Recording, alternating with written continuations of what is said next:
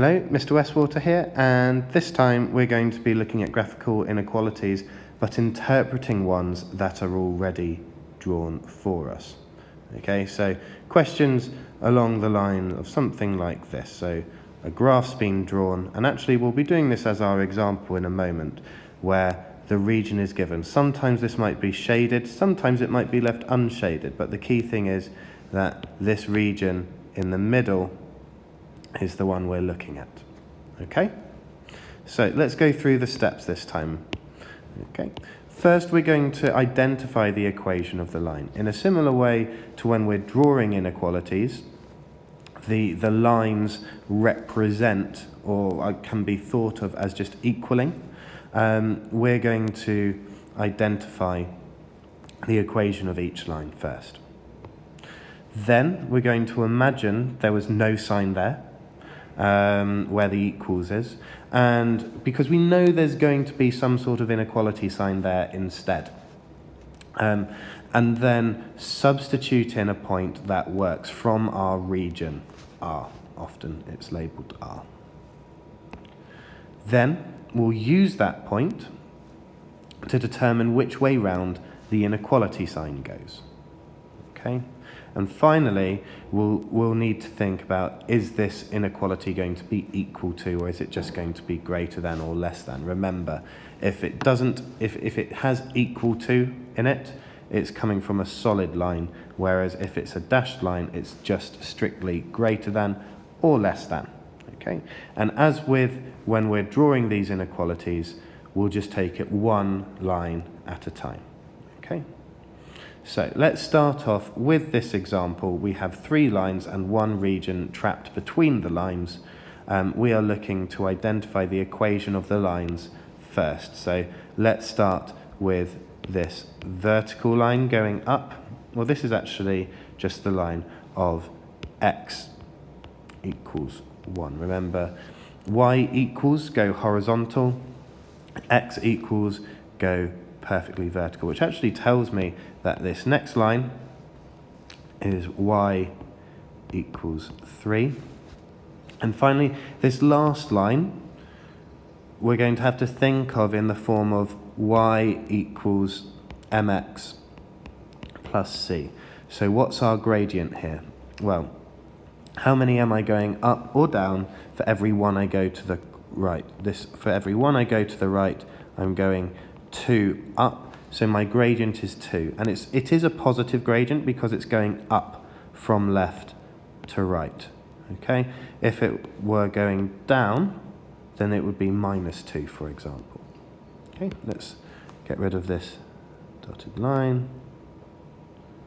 Okay, so this is going to be y equals 2x, and what does this plus c mean? Well, it means where does it cross the y-intercept? So it crosses at -3, so this equation is y equals 2x minus 3. Okay? Let's try and make this eraser slightly smaller. There we go. Okay, so I have now labelled all of my lines with equal signs. So my next step is imagine that there's no sign where the equals is, and substitute, and substitute in a point that works. So first off, let's pick a point. Let's go for 2, 2. Okay, it's important to ensure that we're picking a point that isn't on a line. Okay, and in this particular case, 2, 2 is the only one. It's also quite a nice one because x is the same as y, so we don't need to worry about getting x and y in the wrong place, because we know we're just substituting in 2 every time. So let's start off with our inequality, which is related to x equals 1, this vertical line going up. So our next step, imagine there's no sign where the equals is. So I'm just thinking about x something 1, right? There's this sort of box in the middle where I'm not sure what's actually going in there. Okay, and then substitute in a point that works. So here, x equals 2, so I'm thinking 2 something 1. Well, which way round does this inequality go? 2 is bigger than 1, so this is the way round my inequality goes. So this gets transferred up to x is greater than 1. Okay, so we have now determined the nature of the inequality sign, and now we need to determine if it's equal to. So remember, if it's equal to, we have a solid line, and for x equals 1, this vertical line going up, this is a solid line, so actually our inequality needs to be or equal to. This is often a step that's forgotten. So this is our first inequality. Let's move on to our second one, y equals 3. So again, I'm going to start off by thinking y something 3. And then substitute in our y coordinate, which again is 2. So 2 something 3. This time, 2 is less than 3. So that's the way the inequality sign is going to go. Again, transfer it up. So y is less than 3, and then think about if it's equal to. Well, this time round we have a dashed line, so we do not need to put in the or equal to line. So y is less than 3 is my second inequality. Now finally we move on to y equals 2x minus 3. So again, imagine this without the inequality sign. Oops. So y something 2x minus 3.